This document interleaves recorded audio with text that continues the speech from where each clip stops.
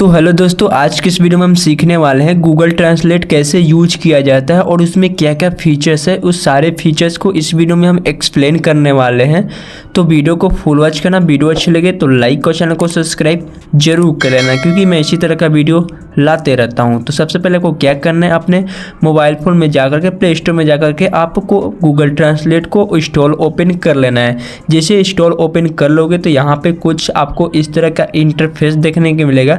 तो यहाँ पे आपको कुछ पहला इंटरफेस आपको देखने को मिलेगा और यहाँ पे ऑप्शन भी पहला आपको कुछ इस तरह का देखने को मिलेगा, जिसमें आपको ऑप्शन यहाँ पे देख सकते हो। यहाँ पे हिंदी दिया गया है और यहाँ पे इंग्लिश दिया गया है। तो जैसे आप हिंदी वाला ऑप्शन पे क्लिक करते हो तो यहाँ पे आपको जो ऑप्शन सेलेक्ट करना है, जिस भाषा में आप टाइपिंग करना चाहते हो या फिर बोलना चाहते हो या फिर लिखना चाहते हो, यहाँ पे उसको सेलेक्ट कर लेना। जैसे कि मैं हिंदी में लिखना चाहता हूँ तो यहाँ पे हिंदी को सेलेक्ट करूँगा और मैं इंग्लिश में अगला बंदा को बताना चाहता हूँ कि इंग्लिश में वो इंग्लिश समझता है, तो मैं इंग्लिश पर क्लिक करके यहाँ पे मैं इंग्लिश को सेलेक्ट कर लूँगा।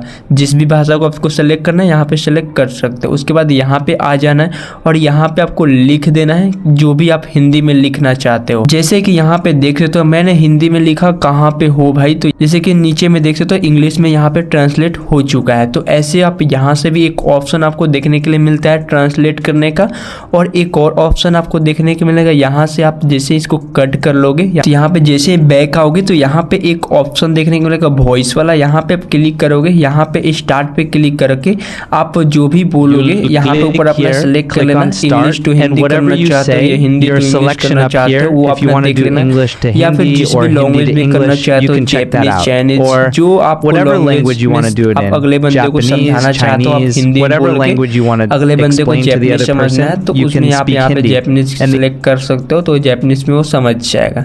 तो ऐसे यहाँ पे देख सकते हो, जैसे स्टार्ट नाउ पे आप क्लिक करोगे तो यहाँ पे कुछ इंट्रोडक्शन ये सब आ जाएगा। यहाँ पे बोलना है आपको, तो यहाँ जब देखो तो ये सारे चीजें ट्रांसलेट कर दे रहा है। तो ऐसे भी आप ये सब ट्रांसलेट कर सकते हो। बस मैं इसको पॉज कर दिया हूँ, नहीं तो ये सब सारा चीज मैं जितना बोलता ये वॉइस इधर उठा ले रहा था।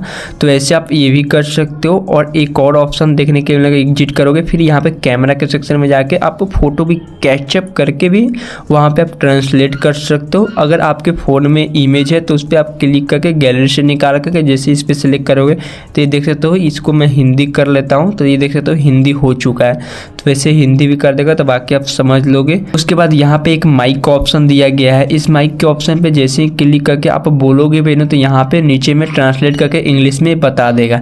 मतलब जो यहाँ पे आप लैंग्वेज चूज किए रहे होगे, यहाँ पे जो देख सकते हो हिंदी है यहाँ पे और यहाँ पे इंग्लिश है।